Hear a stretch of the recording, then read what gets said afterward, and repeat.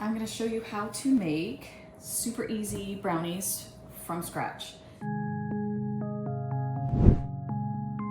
I know what you're probably thinking, because I used to think that homemade brownies are gross and they're just like a weird cake with a weird texture. Like, they're never as good as the box.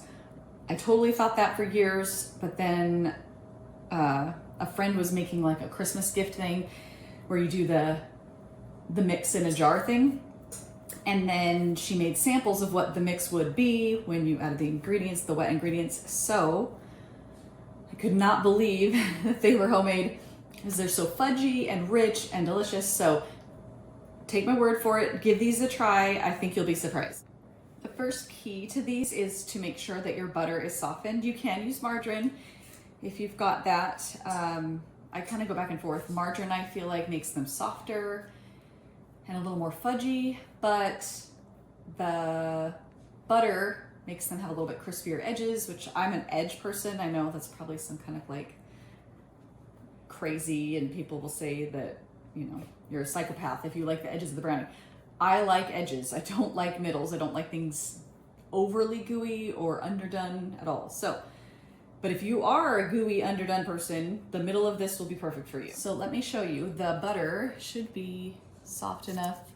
See, I can indent it slightly. This part got a little soft, but it'll be fine. Usually I use my KitchenAid for most things, but this thing is something I mix by hand. You don't want to overmix it, and they actually turn out really good just mixed by hand. So it's just not a problem. That's another reason you need the butter soft, because you have to mix it yourself. Okay, I've got everything assembled. There are not actually that many ingredients. So sugar, the butter, which I showed you, 3 eggs, cocoa powder, flour, chocolate chips. That's it. So the first thing I'm gonna do is get this butter out of the wrapper. I will also show you what I'm gonna stir it with. You can use anything, like wooden spoon, things like that. But I like this one because it's kind of a sturdy spatula. So I can do the mixing, but it also still allows me to scrape the edges and stuff. So that's what I'll be using. And I don't usually beat the eggs before I do this process. Got my oven preheated to 325 so that I can get going. I do the flour last. Actually also do the cocoa before the flour, just because it's kind of hard to get that incorporated. Well, I guess I don't do the flour last, I do the chocolate chips last, but all right, so I've got the butter. I'm gonna do the butter and sugar. You don't have to blend it perfectly smooth and worry about it being gritty like you do with chocolate chip cookies or something like that. It's okay if there's a little bit of grit. So I'm doing 1.5 cups of sugar. And if you watch my organizing video, you know I keep common sized measuring cups in my containers, just because then when I do a lot of baking and cooking, I don't have to go searching for them.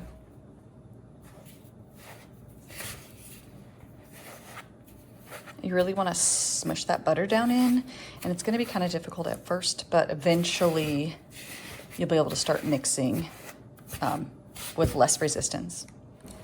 As you can see, as you start to push with the back of the spatula, it's starting to soften up and incorporate that sugar. So.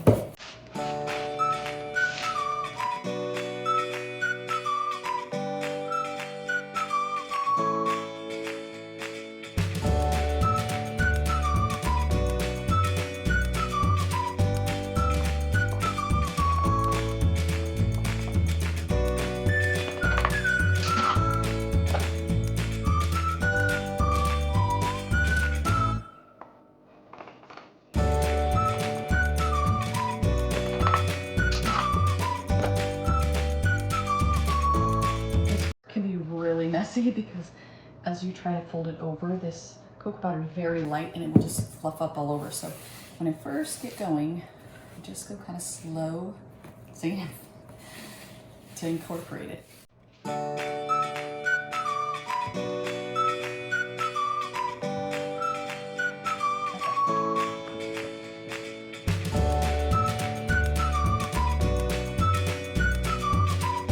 Starting to come together, they look pretty fudgy. See, there's still some lumps, so I'm gonna smush it, and then I'll put the flour in last. Well, not last, chocolate chips. Okay. The butter surprisingly was not as soft as I thought it was, but I think it'll be okay. I mean, it's a bunch of chocolate, so who's gonna care?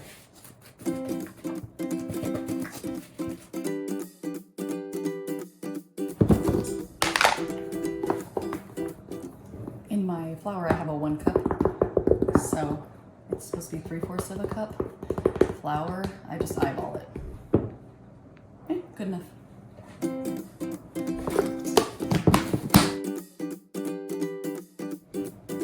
You don't want to overmix on this part, as you can see, you still see some of the flour, so I want to mix just until there's no more white, but I don't want to mix beyond that.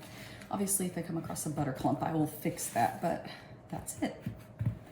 Then, chocolate chips. I think it says 3/4 of a cup, but I usually just go like that a few times. Then I mix it and see if that looks like enough distribution. Okay, this is the tricky part actually. Putting them in the pan is a little difficult because look how fudgy. So they don't like to spread real easily, but that's okay. That's part of why they're so delicious. And I didn't grease my pan. I think I have before, and then other times I haven't. They're pretty buttery, so I don't really worry about it too much. And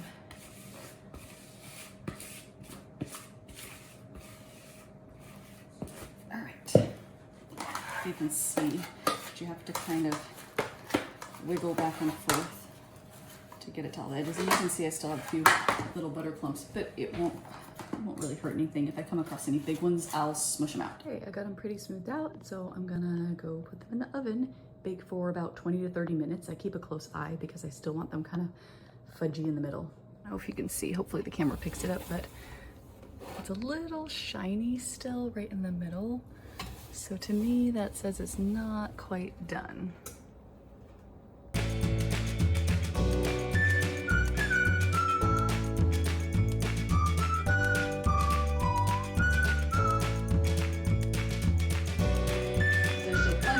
Rich and delicious, so take my word for it, give these a try. I think you'll be